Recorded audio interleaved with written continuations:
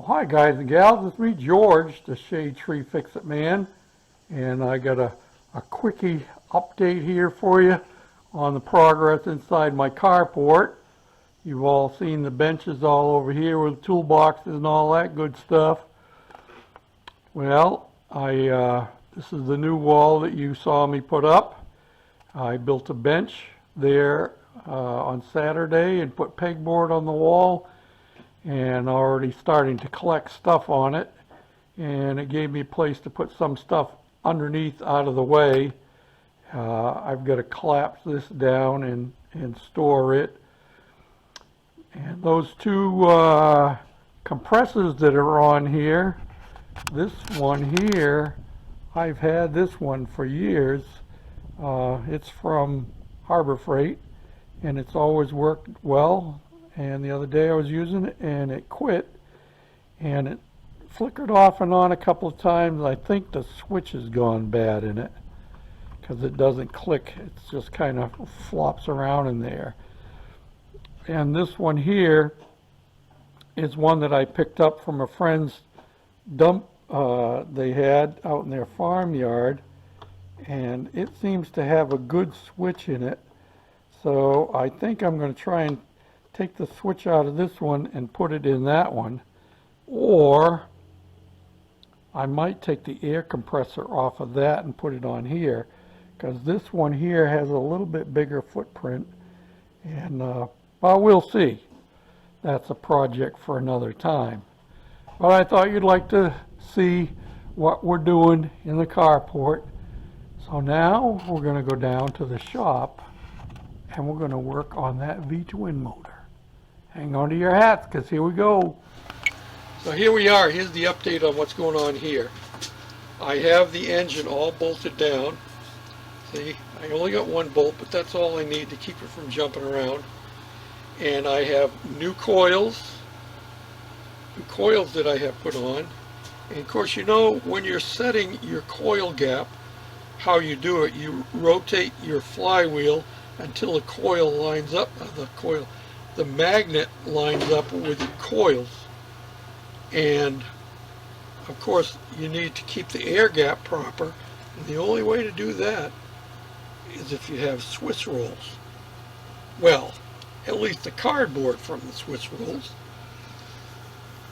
And so that's what I use, Swiss rolls. Yeah, that's one of my favorite snacks, and it's tight with the cardboard in there. So the next thing I have to do, now that we have our ignition system set up, is I'm going to take the best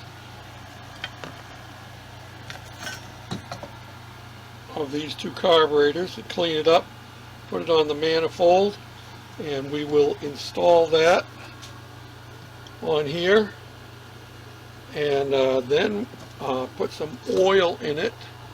I got myself a new dipstick. I've already mounted the starter over here, so we're pretty much ready to go. So the next time we come down here, we're going to start this puppy. Now I want you to stop and consider something with me.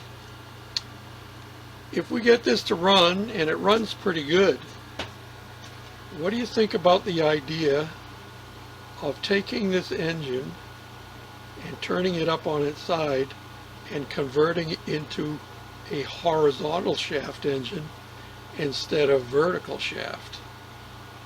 Horizontal shaft would fit in the Goofy cart a whole lot better. That's what I'm thinking of doing, so hold on to your hats.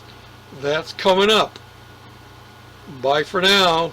Thanks for following along.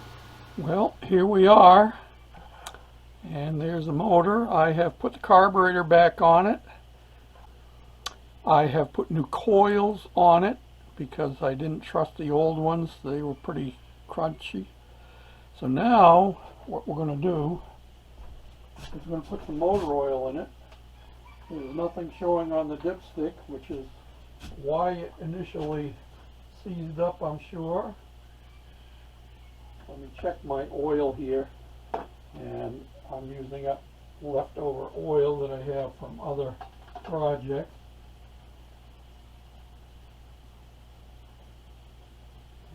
barely showing on the stick. We'll put some more in. That was about a half a quart that I put in. And I don't want to waste any oil because, well, we have another project coming from this motor if it should run properly.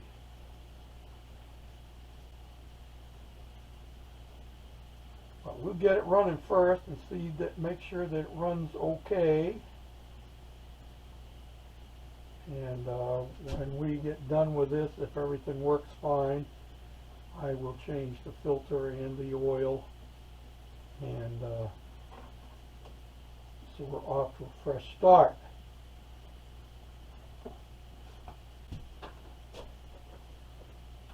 I made the comment that I would like to use this motor on the Goofy cart. This is a 23 horsepower, and it has 10 plus horsepower on it now. Alright, now let me check that oil again. How about that? We'll put some of that in there. That'll give us a little extra oomph. Okay, that should be sufficient for that. Okay, here we go. There's no exhaust on this thing, so it's going to be loud. The only fuel we're going to have in it is what I put in this fuel line, and I'm going to squirt a little bit of carburetor choke cleaner in here. I'm going to open the butterfly, give it a squirt on each side, and see what happens. The motor has one bolt in it holding it down. Here we go. I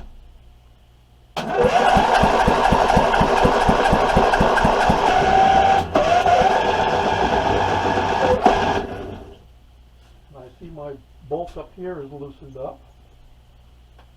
Probably had that tightened down. Let me check that again. Alright, let's try this again.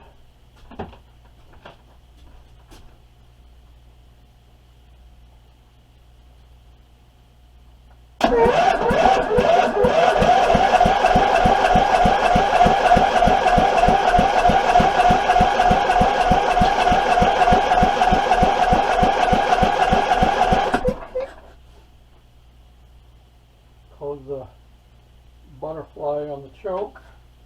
And maybe I should give it a little more throttle. It's idled all the way down.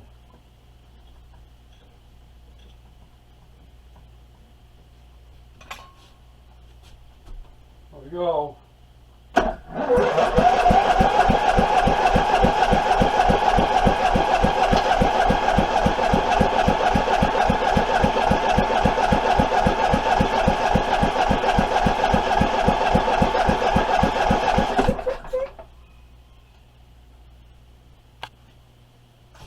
Okay, here we go.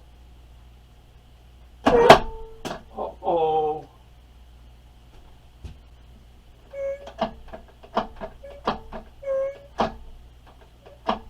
I see there's something broken in there.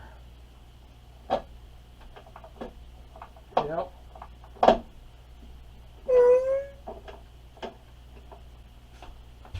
See what happens.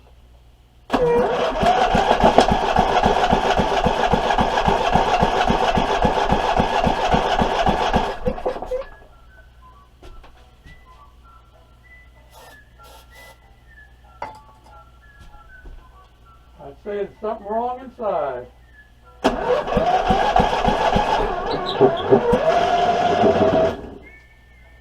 Yep. We got some internal problems with this motor. Well, nothing ventured, nothing gained. But that doesn't mean that we're totally done with this thing. Aha! Look what's missing.